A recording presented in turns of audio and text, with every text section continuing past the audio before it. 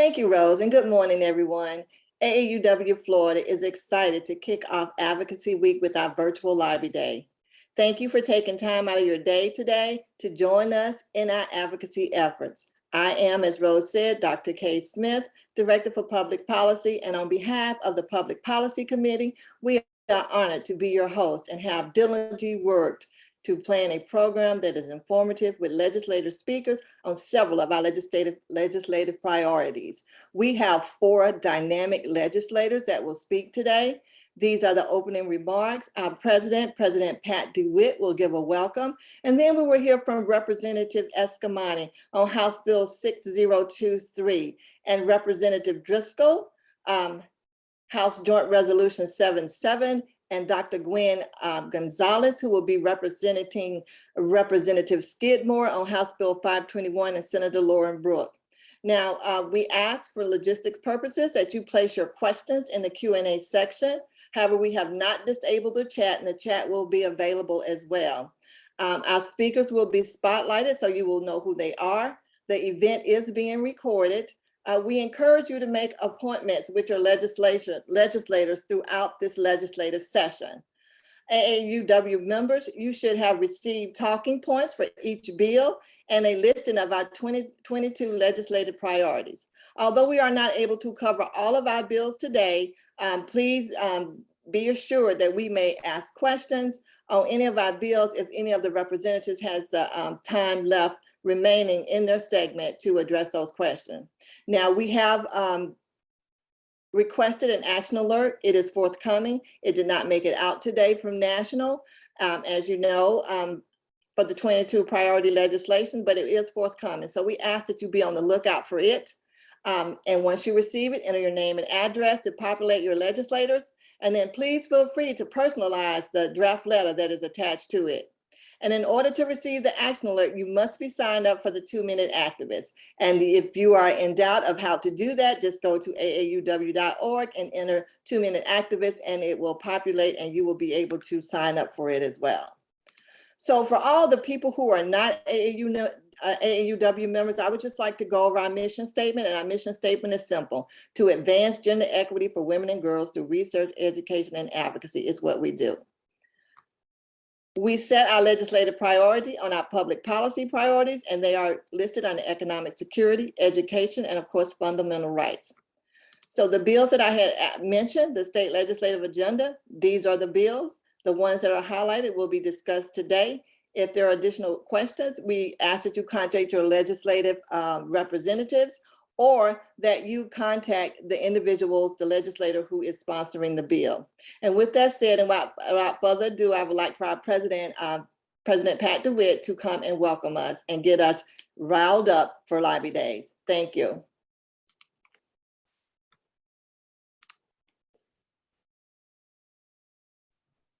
Pat, you're on mute.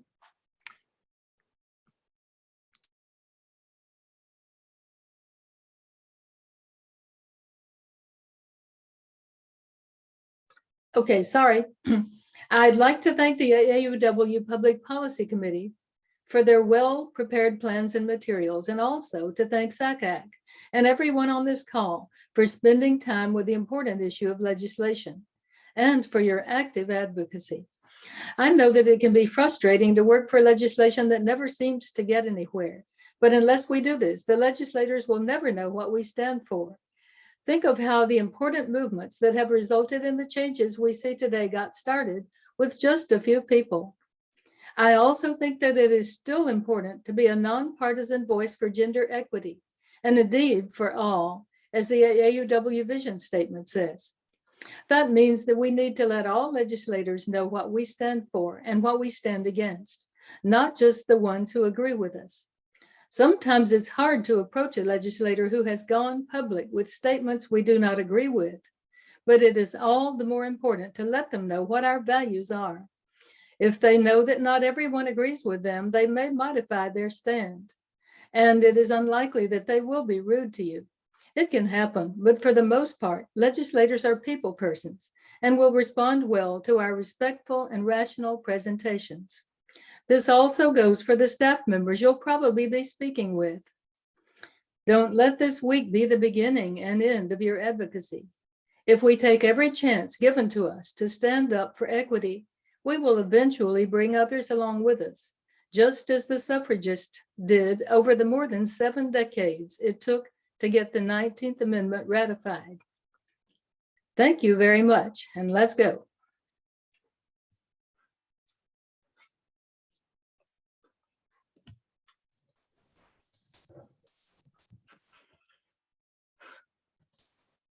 Thank you, President Pat. Dr. K, we have Representative Annie Eskamani, who's here with us today. Would you like to introduce her? Rose, you were going to introduce Representative Eskamani. Perfect. I can also just introduce myself too. So Thank you, Representative Eskamani, for being here today. We're excited to have you. thank you so much for having me. Hi, everyone. My name is Anna Eskamani.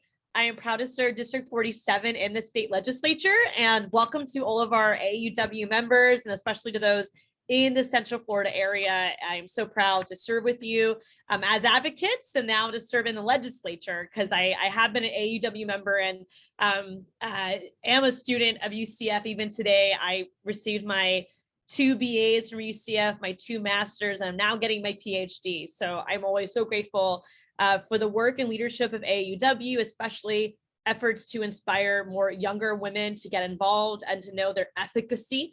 And of course, your legislative agenda definitely reflects that.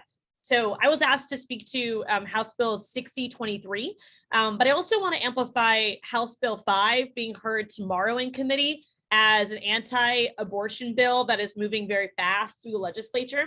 But first, House Bill 6023 is one of our proactive measures. It actually repeals current unconstitutional restrictions on abortion that are in place in Florida law. This includes a 24-hour mandatory delay period. For those who don't remember, in 2015, the Florida legislature passed this regressive and oppressive abortion restriction that forces anyone seeking to make a personal decision on their pregnancy to meet with a doctor and then leave and come back at least 24 hours later if the decision is to terminate. And of course, there's no medical backing for this law. It is purely political.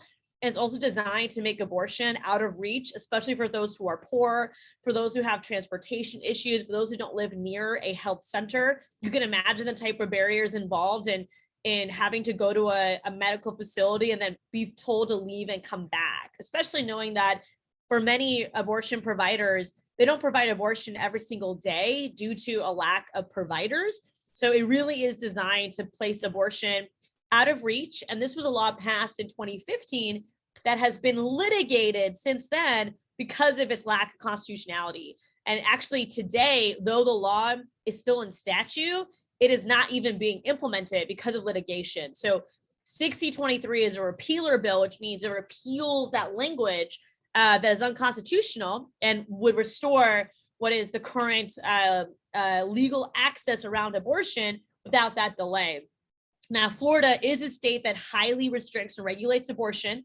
We have a viability ban. We have a required ultrasound. We have required pamphlets that have to be hired to patients or provided to patients by medical providers, alongside restrictions on public funding for abortion, restrictions with healthcare.gov. If you wish to purchase health insurance, private health insurance with abortion coverage, you have to purchase that separately as a rider.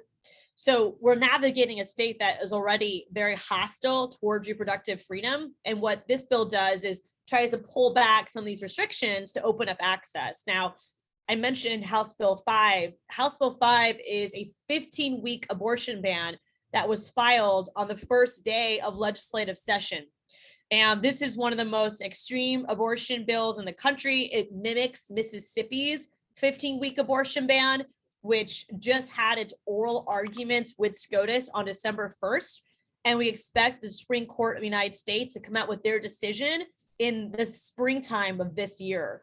So the Florida legislature, despite us having a stronger right to privacy in our state constitution compared to federal, Florida lawmakers are seeking this ban to strip away access for those who find out they are pregnant beyond 15 weeks, for those who might have a pregnancy that is risky And so we are unapologetically in opposition to this bill. And what's really frustrating about House Bill 5 is that they don't call it an abortion ban because they threw a bunch of other stuff into this bill, including funding for Healthy Start. And for those who don't know Healthy Start is a fantastic statewide coalition that focuses on prenatal and postnatal care. And the reality is that reproductive freedom is tied to motherhood. Many people who make the decision to end a pregnancy do so as a mother. They're thinking about, do I have the capacity to raise this child? Do I already have children? And how is this going to impact the children I'm raising now? And so this bill is designed to pit the reproductive rights community against the prenatal, postnatal care community. And I'm proud to say, as a lawmaker who cares about not just personal medical decisions about pregnancy, but cares about parenting, I have filed legislation to eliminate the diaper tax in Florida. I filed legislation for there to be comprehensive sex ed education in Florida schools.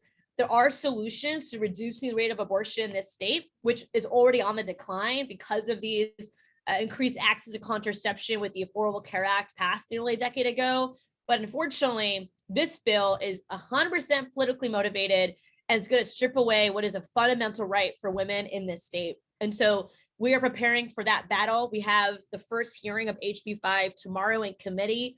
I definitely encourage folks to contact those committee members. It's the Public Health and Profession Subcommittee in the Florida House. Make sure your voice is heard, because if you support House Bill 6023, then you will oppose House Bill 5. And so with that, I thank everyone for their incredible advocacy, for putting your action with your words, because as was mentioned earlier, it's very difficult to stop these bills or to support good bills when we have the partisan makeup of the legislature, when politics has gotten so polarized. And I am proud to say that there are Republican women who agree with us that these types of bills go too far. But unfortunately, issues like abortion have become a litmus test for conservatism. So if you don't pass an abortion ban, then you don't look as conservative as Governor Abbott, for example, because we do know Governor DeSantis is looking at a potential presidential run. So he's trying to compare himself to other Republican governors, and that puts the women of Florida in harm's way.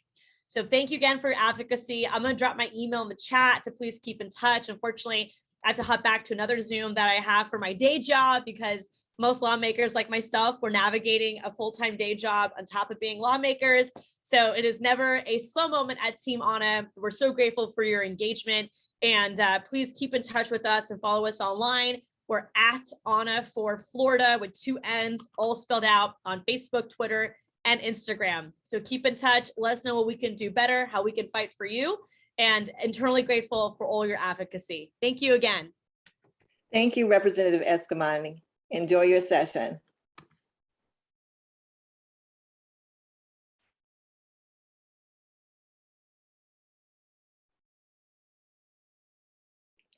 Thank you, everyone.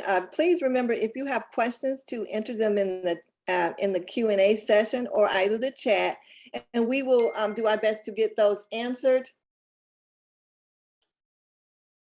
By the representatives. I'm sorry, someone is emailing me and about this. So our next speaker is Representative Pinterest Driscoll.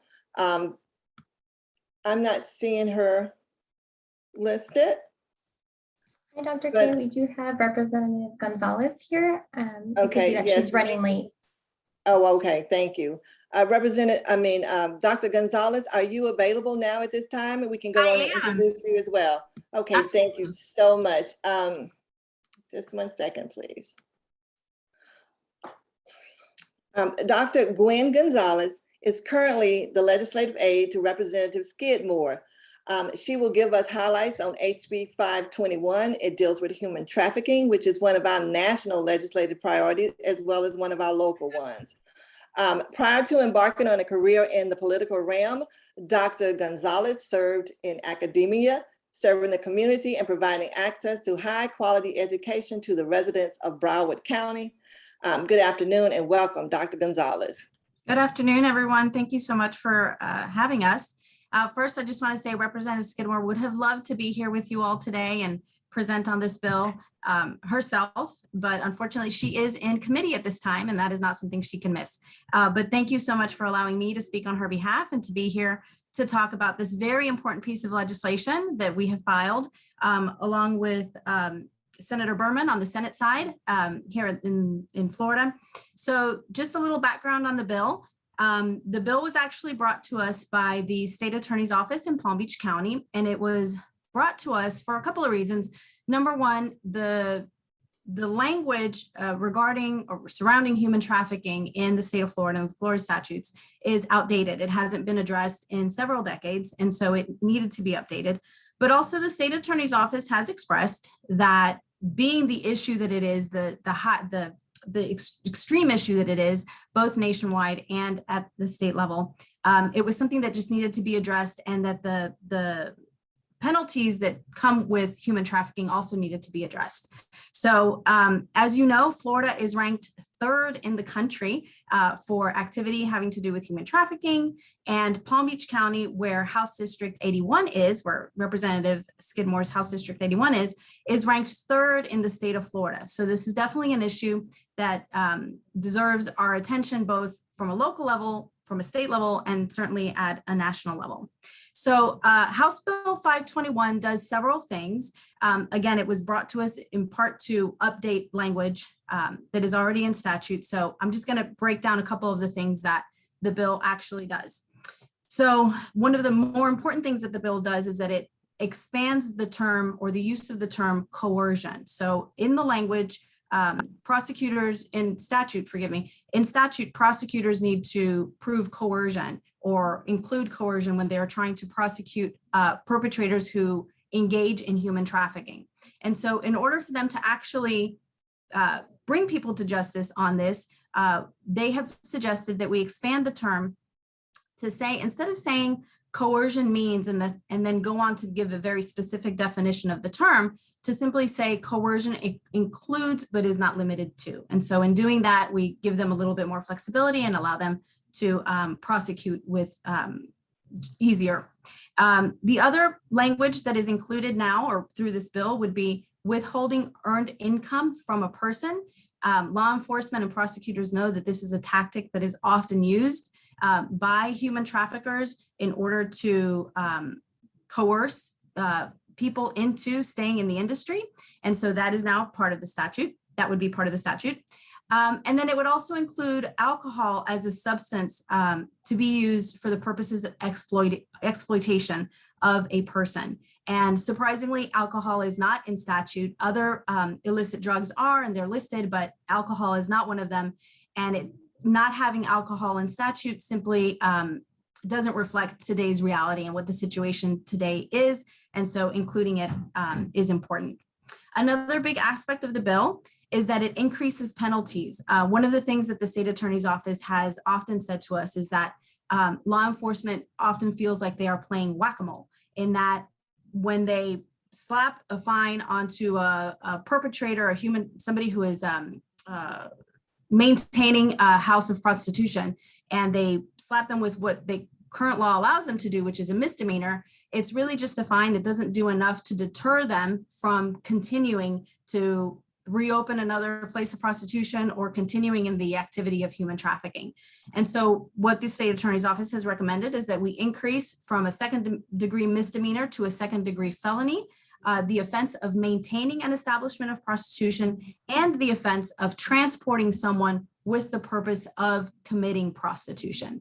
Again, both things done so that there is an actual deterrent to not become involved in human trafficking as a lucrative activity. And then the final major aspect of the bill is that it would also now include language in statute that addresses facilitating and enabling a person to enter or remain in a place of prostitution. And this is done basically to help prosecutors build a case against those who form part of the infrastructure of human trafficking, those who actually facilitate this industry and permit the exploitation of a human. And so the bill really does a lot to expand the way that prosecutors can come after people who are part of the human trafficking industry. And we are very proud, Representative Skidmore is very proud to be supporting this bill, to be doing so with Senator Berman. In order for you all to support her in this effort and for this bill to get some traction, we would ask for you to reach out to Representative Brannon, who is the chair of the Criminal Justice and Public Safety Committee on the House side. The bill was heard, the Senate version of the bill was heard in the Criminal Justice Committee and passed favorably. It passed unanimously. It received a lot of very positive comments when it was heard. So we know that once it's heard here, it's gonna be very successful, but we need a little bit of help in making sure that the chair of the Criminal Justice and Public Safety Committee, Representative Brannon, hears from you all and lets him know that this is an important piece of legislation that we all need. And that's what I have. Thank you so much, Dr. Gonzalez. I see you were online. If you can hang on just one moment, we may have some questions for you, but Representative Driscoll is here and we would love to hear from her as well on the House Joint Resolution 77. Representative Driscoll, I know your time is short, but if you would kindly join us, we greatly appreciate it within the time remaining. Thank you. Hi, good afternoon. So wonderful to see you all. And I hope that you are enjoying your virtual days at the Capitol. I know this is not quite how we would prefer to meet, and I miss our in-person meetings. And so you wanted me to speak about the joint resolution on the Commissioner of Education and having that as an elected position. So in Florida's history, there used to be a time where our education commissioner was elected. You can look to none other than the Honorable Betty Castor as an example of that. But at a certain point, we switched to allow those to be appointed positions by the governor. And what we saw, I think, during this pandemic really shows us why it is important to have that as a position that is accountable to the electorate. We had a commissioner of education who was making decisions that were affecting millions of school children and their families regarding what school districts could do or not do to keep them safe. And during this once in a lifetime pandemic where everybody was trying to do the best that they could, everybody was trying to follow the science as best as they possibly could, giving everybody graciously the benefit of the doubt that that's what they were trying to do. You know, it was unfortunate that we had a commissioner of education who seemed to be pushing his own personal political agenda rather than listening to the complexities of what families and parents and school children were going through, not to mention our educators and our professional support staff at our schools. And so with this joint resolution, it basically, which I'm honored to carry with Senator Janet Cruz, it would require the House and Senate to pass this measure and put it on the ballot as a constitutional amendment to require this to be an elected position. So it's all about accountability and transparency with that position, which we see now is all too important. Another reason why it might be good to do that is just simple math. You know, we have a cabinet now that includes the governor, the ag commissioner, attorney general, and the CFO. That's 4 people. You know, if there's ever a tied vote, how do you break it? It probably makes sense to have 5 members on our executive cabinet at the state level. And so that would bring that, this resolution would bring it back into alignment with what it once was. But I know I have to pivot here now. As you can imagine, it's super busy at session, but really just wanted to take a moment to check in with you. Since we last met, I've been elevated to policy chair of my caucus, and I've also been elected Democratic leader designate, which basically means that soon I will take over as leader of the Democratic caucus, making me the first Black woman in the history of the state to lead the House Democrats. So I'm honored to serve in those roles, but it does mean more responsibility. And sometimes, like today, I have to pivot and go hop to those responsibilities. But thank you so much for your engagement. I'm gonna drop my, my email in the chat. So if there's ever anything that my office can do for you, please do not hesitate to reach out. Thank you, Representative Driscoll. That was a part of our introduction, your new position and your leadership position in the Democratic House here in the state of Florida. But thank you so much for coming. We understand, and we do apologize that we did not, I guess you was under the host name and we didn't see you. So my apologies, but thank you so much for coming and congratulations on your new appointment. Have a wonderful session. Thank you so much, Dr. Lee Smith. Everybody take care, and hello, Dr. Paulette Walker. I see your beautiful image there on the Zoom. Thank you, ladies. Thank you. Dr. Gonzalez, we'll come back to you if we have some questions, if we may. Dr. Absolutely. Lee Smith, we do have a question here. If you want to take a look at the Q&A panel that was addressed to Representative Gonzalez. Oh, Dr. Gonzalez, not representative. Thank you so much, Dr. Gonzalez. So we do have a question from our AUW Florida member, Susan Nasarani. She's asking if we can have please Representative Gonzalez tell us details in contacting the Chair of Criminal Justice to approve HB 521 on human trafficking. Sure. So you could always find their emails online, but I can certainly get that for you really quickly. I actually think I have it here on my desktop, but I can certainly drop that in the chat for you all to have. And we recommend that you use email just so that there's sort of a record of that request, but you can also call. And the number for that subcommittee, well, let me give you his actual contact information number.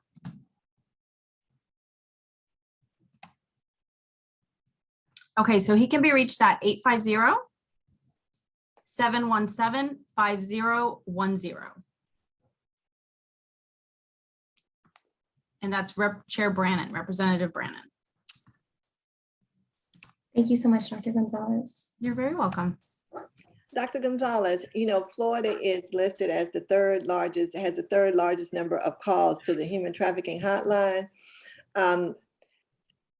By the enactment of your bill, and you may have gone over this already, but may have missed it. How do you see the enactment of your bill helping to reduce that, if at all?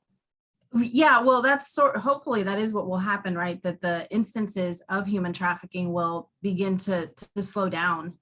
Ideally, by increasing the penalties and by expanding the term coercion and by doing the expansions that the bill is requesting, what it will do is it will give law enforcement and it will give prosecutors enough tools in their toolkit to actually go after the perpetrators and begin to put a stop and put an end to the actual activity. As I mentioned, the state attorney's office has expressed to us that they often feel like it's playing whack-a-mole because the current penalties are just not enough to deter. So we're hoping, our hope is that with this new legislation, it will actually deter activity and deter people from continuing to stay in the industry or from getting into the industry.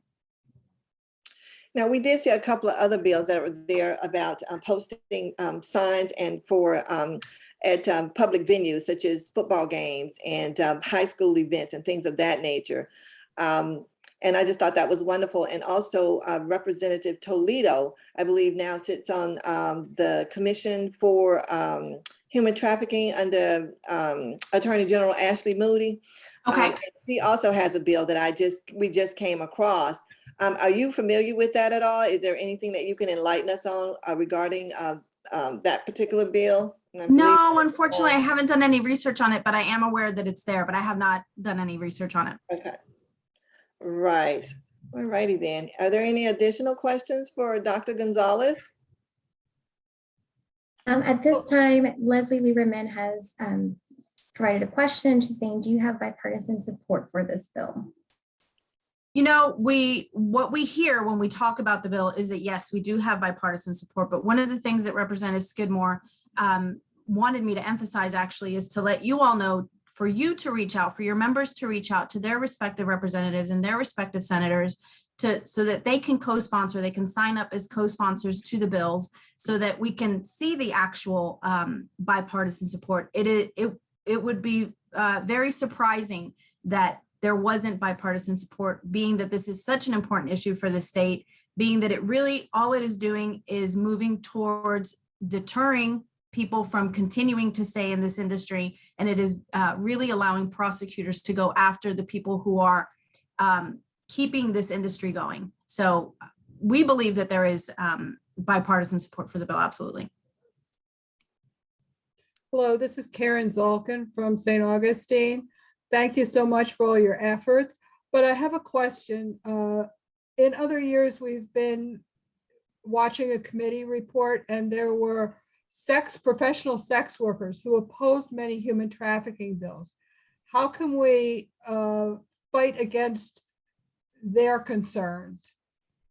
So this bill in particular doesn't address sex workers. This and that's exactly one of the reasons why we like this bill, why the representative likes this bill, because really it is going after the people behind the sex workers, the people who are not putting themselves at risk. They are not putting their lives in the hands of strangers and their well-being in the hands of a stranger. They're putting somebody else, they're exploiting another human being, that sex worker, and putting them in harm's way. And so those are the people that we are going after. This bill does not address the sex workers themselves. It really only addresses the people behind that.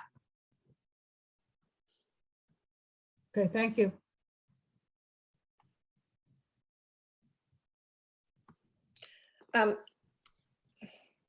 Dr. Gonzalez, this is Kate Smith again. Hi, Dr. Kaysen. I just have one question. It seems that this bill has moved. It has passed the Criminal Justice Committee. Yes. And now has it been placed on the agenda for the Appropriations Subcommittee? It hasn't yet. Criminal And that's, Justice oh, okay. yeah, And- no, it has not. And is that the, would it be helpful for us to write that particular chair of that committee, you know, offering our support of this piece of this bill?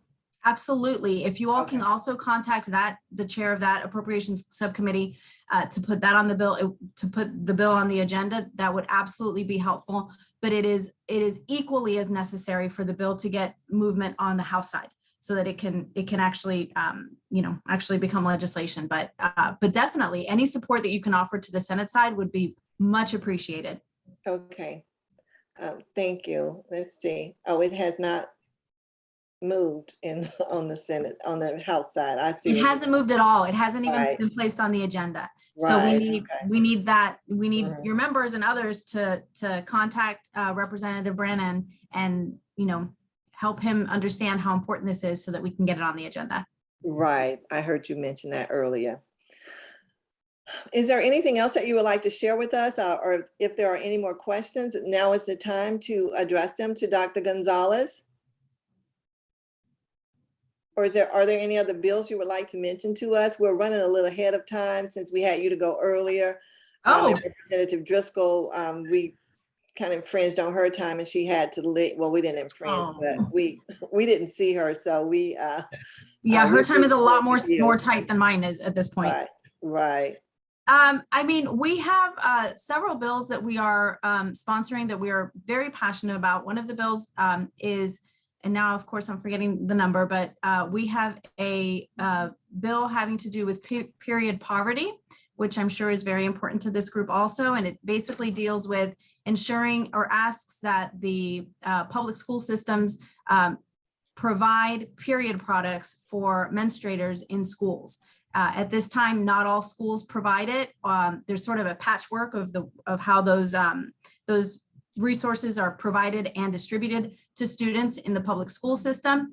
And we just don't think that that is the way that it should be. Period products are, we don't choose this. Those of us who menstruate don't choose this. And we sometimes don't even know when it's going to happen. And so we need to have full access, easy access in the school system so that our young women and our young people who are menstruating have access to these products. And part of the issue has been funding. And so I know that that's one of the things that continues to pop up, but we really believe that this is something that needs to be addressed. So that's one of the other bills that Representative Skidmore is backing, and hopefully we'll get some traction on soon also. Thank you. I believe I saw that. We will take a good look at that one as well. Oh, I believe we may have something in the chat. Oh, it is HB 175. Yes. Municipal hygiene products in public schools. Thank you, Yes. Rose, for that information. Are there any additional questions for Dr. Gonzalez? Of course, we're always here. We just recently moved our offices. We're now in 316 Capitol. If you are in Tallahassee and would like to find us, but you can always reach out to us. We're happy to assist in any way we can. We do have a question. President DeWitt, you are muted. If you would like to address Dr. Gonzalez, please do so. I read the talking points on this bill, and one of the points was that there are more calls to the human trafficking hotline from Florida than from some other areas. A few years back, I recall that we had a campaign to place posters regarding this in all kinds of places so that people would call that hotline. Now they're calling it. And why is this now a bad thing? Because it's kind of like maybe in other areas, human trafficking is not being reported as much. That is possible. I think as a result of that communication, we now know that human trafficking activity is second only to illicit drug activity. So it's definitely been very helpful to have the hotline. I know that it's helping law enforcement and it's helping the prosecutors to do their job and try to stop this.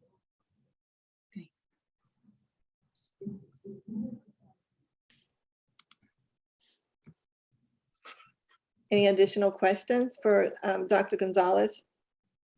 Well, Dr. Gonzalez, we would like to thank you for your time. We thank you for your the presentation that you made. Thank you for being here, and I hope you guys and Representative Skidmore have a wonderful legislative session, and I hope that your bills move as you would like them to move. And thank you again, and we really appreciate you being here. And if there's Thank anything you. AAUW can do for Dr. Skidmore, please feel free to reach out to us. Awesome. Thank you so much. I so appreciate allowing us to have this time. Dr. Gwen Wait, Gonzalez, just we one have second, one. there is another question, my Sure. apologies. No. So the question asked, what type of support is available for victims after being in this situation? I know that aside from the hotline, there are several organizations that address human trafficking. Through that same, there is a website. I believe I think it actually says human trafficking hotline. And I believe through that same website, you can click on the location or the different areas where there are different organizations, but there are definitely several organizations that offer support, that offer resources for people who find themselves in this situation.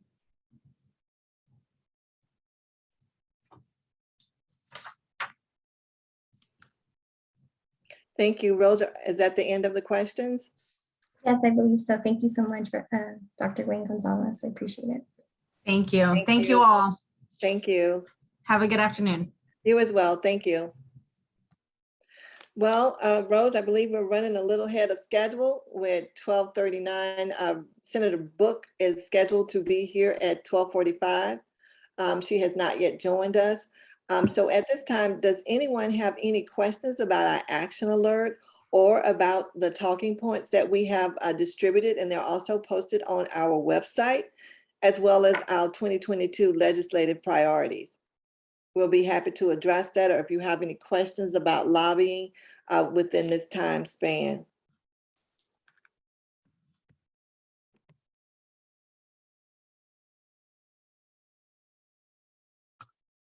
No questions? Okay. Okay. Kay? Yes. I noticed that the AAUW website has some new guidance regarding virtual meetings with legislators, and I wondered if you've had a chance to review that, if you want to speak about that a little bit. I have not. Was that just recently updated? Oh, I'm sorry. As far as I know, really, I have not had a chance to review it either, but I plan to do so. So you could just go to the website, aauw.org. And look at it. Yeah, I did share the policy toolkit, but they did not notify me that it had changed. So I would have to review that and get back with you. I think we have a question though in the Q&A.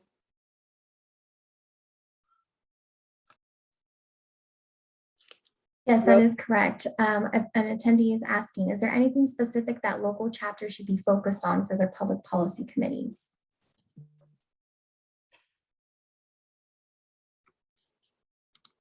In terms of legislation, we have distributed to you the 2022 legislative agenda. Those are the policies, and we would like for you to contact your local representatives, your local legislators, and ask them to either support the bills that we are supporting or oppose the ones that we are in opposition of. All of that information is listed on the AAUW Florida website. that you can go there and you can get talking points. There is a link also to AAUW National where you can obtain information on how to lobby, how to request information. And we also had a training on 9 December that went over how to lobby your legislator. So these are the things that we are looking at doing this legislative session. And we hope that you will continue to meet with your representatives throughout the legislative session and advocate for our legislative priorities for 2022. If that's what you were asking, these are the things that we would like for you to focus on at this time during the legislative session. Thank you, Dr. King. We have Yes. another question from Dr. Sandra Johnson at Austin. She's asking, can the branches see who their membership is a 2-minute activist? Dr. Johnson, I believe you asked me that question prior to. I have reached out to National, and unfortunately, they are short-staffed, and they have a listing of all, but they don't know by branch because sometimes people sign up who are not members of branches, and so the branch is not listed, per my understanding. And I thought I sent that email to you, but if I did not, my apologies. But no, at this particular time, they are not able to give us a listing of members by branch who have signed up for the 2-minute activists. Thank you for your question. And then we've also included in the chat the links for Florida advocacy training, how to become a 2-minute activist. That's all there as well in case you'd like to follow up and see how to become more involved. Rose, was that a question or were you making a statement? I was just making a statement, and then Okay. we have Diana Sells with a question. She said, which she met with her legislator in October. Should we send the paper 2022 positions to her? Yes, we would like for you to send the legislative priority, the summary sheet with all our legislative priorities for 2022 to your representatives. That would be great. To your legislators. Yes, that is what that is for. And we will also send them to the Speaker of the House and also to the Senate, and also to, we will try to make it to the first committee, the chair for the first committee for each one of the bills. We will email them as well. And we will have the action alert to go out, which will also include our legislative priorities as well as our 2022 legislative agenda. Thank you. Thank you, Dr. King. And Dr. Johnson Austin said that you did respond. It was just trying to see if anything else had been changed. So she did get that email from you. And then we have a comment from Leslie Lieberman. Right, I see. Leslie, I'll have to take a look at that and see. I'm right now, I can't answer that off the top of my head. I don't have them in front of me, but I will take a look at that and I will get back with you. Thank you so much for that. Oh, updated data. No, most of our data is pulled from our reports that we had when we did our report on economic insecurity of the women in Florida, and then we broke that down to our Hispanic population, and then later to our to Black women within the state of Florida.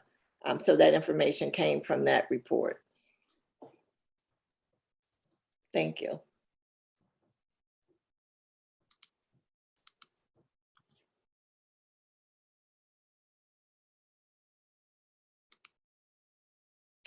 Rose, any more questions? What time is it? There are no questions at this time, so hopefully Representative Book will be joining. And Senator Book hasn't made it in as of yet? As of this moment, let me do a double check.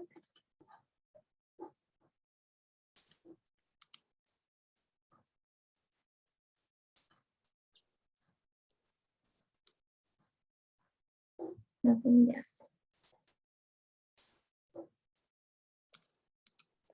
Okay, then. Well, we can just look at some of the bills they didn't go over. Does anyone have any questions about any of the bills that are currently on our legislative agenda for 2022? You know, as normal, we have Senate Bill 322 and House Bill 293. That's the discrimination in labor and employment. And Rose, if Senator Book comes in while I'm speaking, please just feel free to cut in and stop me. Absolutely. Okay.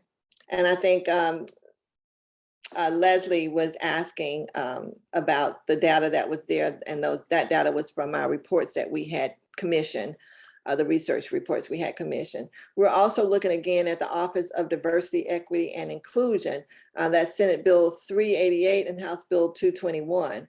That bill basically deals with the establishment of the Office of Diversity, Equity, and Inclusion as an executive level position within the governor's office.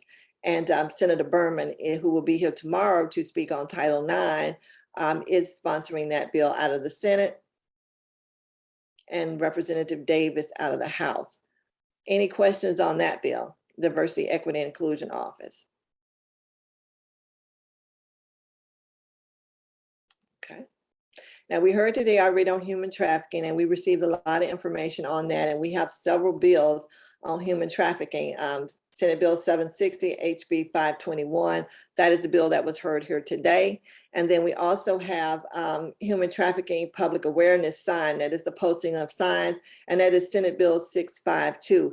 Currently, we do not have any sponsorship on the House side as of yet, just only the Senate side. So we still are looking at that bill and tracking it. So hopefully we will get more information and also have some movement on it. And then also Senate Bill 756, it does not have a companion bill as of yet, public records and human trafficking. But one bill I want to make note of, and it is seemed like it may move, it is Senate Bill 1852 and House Bill 1439. Representative Toledo was supposed to be here today. However, she was not able to make it. So we booked Senator Book, who is also going to talk about human trafficking. And that bill it seems to be a very important bill. It will go against the elimination of human trafficking. And as I don't know if you saw the other night, Representative Toledo was on television. She was doing a press conference. And part of that press conference is she wants to eradicate human trafficking. And this bill is the first step in it. She is also a member of the Commission against on Human Trafficking for State Attorney Ashley Moody. So we do plan to keep in touch with her and see how we can help move this bill forward. So that is a very important bill, although all the bills I believe are important, but this is very important. It looks like it will see some movement because she is really pushing for the elimination of human trafficking and trying to get all the support and help that she can to help remove this blight from society and move forward. So any questions on that bill from Representative Toledo? Would it be better if I shared my screen? I didn't want to take up too much time in case Senator Book was able to come in.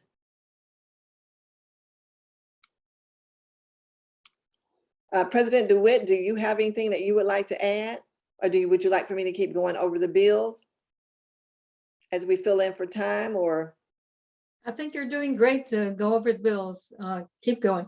There's just one thing that I had a question about. Some of the talking points have clickable links at the bottom and some just have general statements. So I guess where the ones that have general statements, we need to do our own searching in the national website.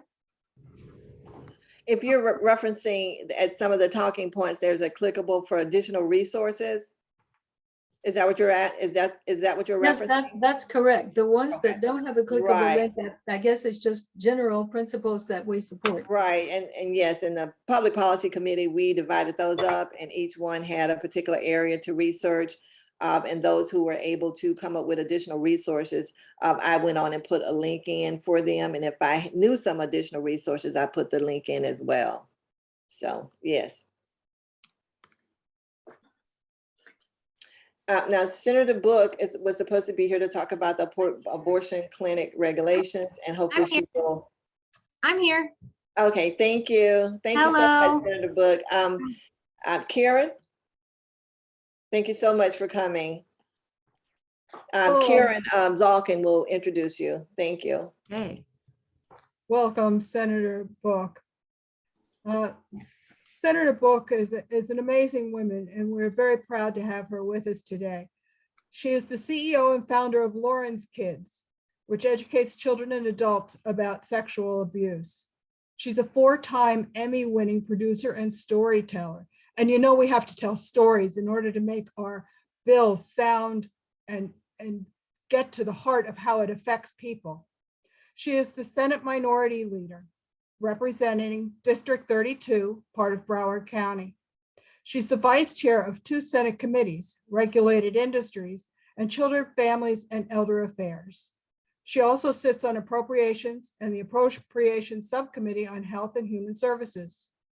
Her other committees are Health Policy, Rules, in addition to Joint Legislative Budget Commission. We're delighted to have you here today, Senator Book. Thank you so much. Thank you so much. And thank you for that introduction. It's an honor to be with you all today. I wish that I could say that we were in a great state when it came to women having a say and reproductive rights necessarily in the Florida Senate.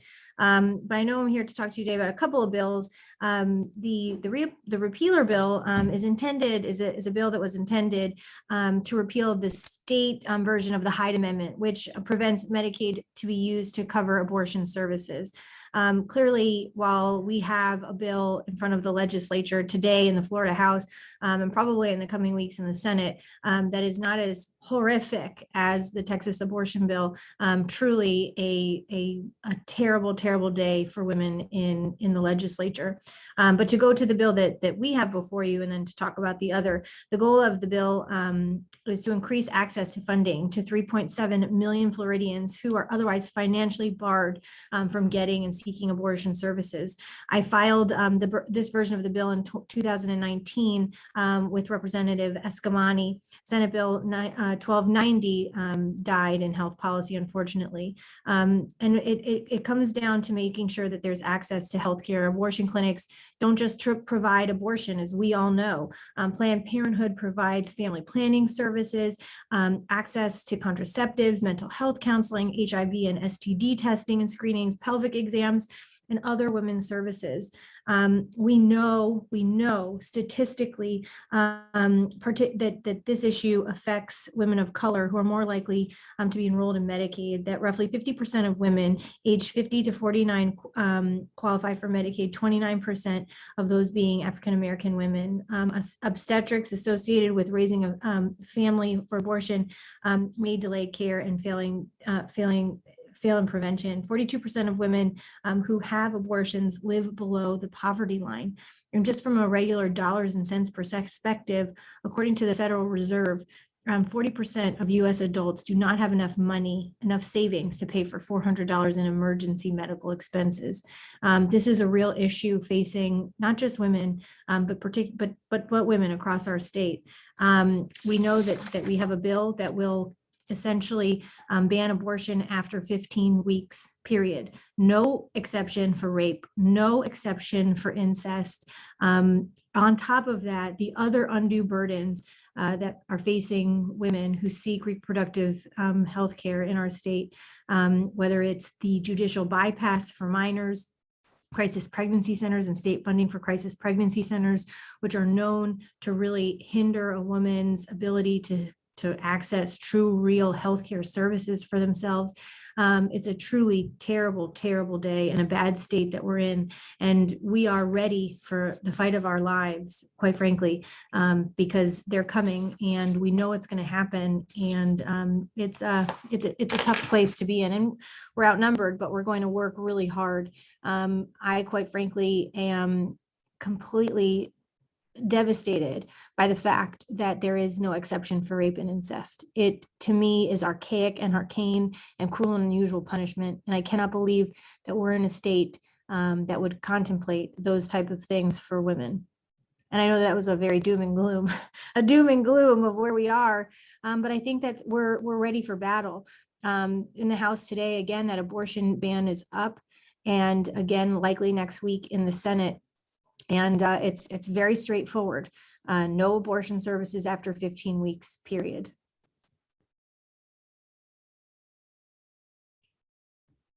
I know, it's sad. I see the face, it's terrible. But we're working to fight.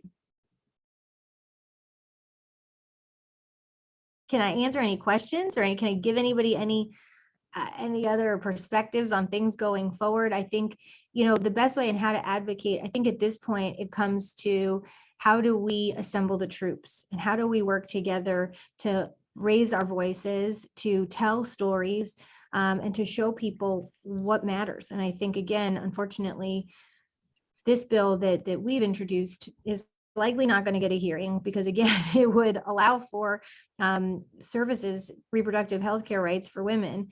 And that's just not where we are. I think that we could be writing chairs of committees, talking to policymakers, your local elected officials, your state senator, your House members, about how important it is that women have access to reproductive health care. I think that's the most important thing that we can do at this point to fight, because we are in a battle for our lives here. And we know what they're doing. We know what the play is. It's just a matter of how can we fight back, and how can we try and make it different? Thank you, Senator Book. I have a question. Well, more so a state. Well, it is a question regarding the bill that's going to be debated tomorrow in the House Professionals and Public Health Subcommittee about the 15-day regulations. What impact do you see? I know it will probably have an impact on women in general, but the impact to low income, specifically African-American women, as well as Hispanic women here in the state of Florida. Because I do believe that, if that rule comes about, if that legislation is passed, people will still continue to get abortion, but those who are economically insecure or who do not have the funds will probably be hurt the most. And do you have any comments about that you would like to share with us, please? Yes, and I think that you're right. I think that it's we're looking at basically a ban on abortion up to 15 weeks. And I alluded to some of the other pieces of legislation in the past that have passed, and I do believe that it will affect Black and Brown communities. The reality of the world is abortion has been around for all time, right? There will always be abortions. Women will always seek reproductive health care to make decisions. It is going to make it harder for women to access these type of services. I do believe that it will certainly affect communities of a lower socioeconomic background. Why? Because of the different pieces that we've already put into place, right? We have, if you're a minor, a judicial bypass. How many people think, and I've tried as an adult today, in the last week, tried to access a judicial bypass appointment. What does that look like in Broward County? It is impossible to get somebody on the phone. It is impossible to find out what that process looks like. Now we are expecting a minor, to interface with the court system, have an attorney, have no attorney, miss school or work, transportation barriers. All of these things are barriers to women accessing reproductive health care.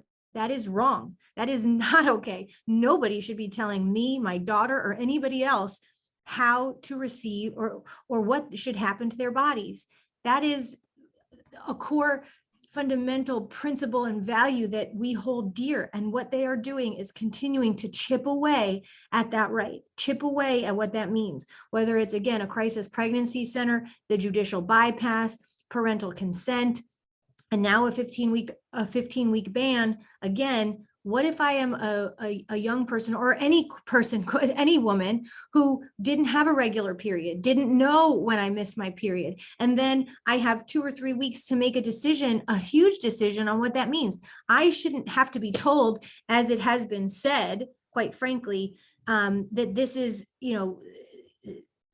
that you should think twice about this. So now we're deciding or putting on women that they need to think about whether or not they choose to carry a baby to term out of a product of rape or incest. That is insanity, and really driven by, in my opinion, in this case, and it's well known that the sponsor of the bill has certain beliefs.